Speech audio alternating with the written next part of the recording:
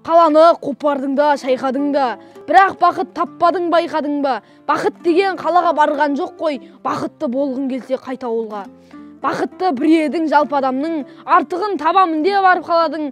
Сен қалаға кеткенде бақыт деген қасында қалған еді қарт анаңның. Бақыт қалған ауылда саман үйде, қалды ол сол әуелгі бала кейде. Бақытыңды іздесең ауылға кел, бақыт әлі ауылда бар әрине. Я бақыт қалаға бармай қалған, ауылды бақыт қия алмай қалған. Ал сен оны қаладан іздедің ғой, қараш, өмір деген қандай жалған. Салмағы сағыныштың ең ауыр ма? Сағынсаң, келсеңші енді кел ауылға. Бір жола келмесең де тым құрыса, келсеңші тынығуға, демалуға.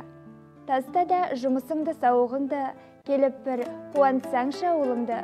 Көлігіңді көрсету үшін келме, көру үшін кел елді, бауырыңды. Сен ауыл күтеді аласыға, келе жатқан шығарсың шамасы да. Қолыңда бір кәмпитің артық болса, әкеліп бер ауылыңның баласына. Қаладан үй салсаң да хан қасына, ауылыңның үйіндей бармасыра. Бір шегең артық болса, ойланбастан әкеліп қақ ауылыңның ауласына. Ауыл солай биікте қалу керек, сол ауылға ерінбей бару керек. Адамның кіндік қаны тамған жерге маңдайының теріде таму керек. Қадірін туған жердің сеніп білші, елге қарай өзіңді еліктірші, ештеңе бермесең де ауылыңа сәлем беріп кетуге келіп тұршы.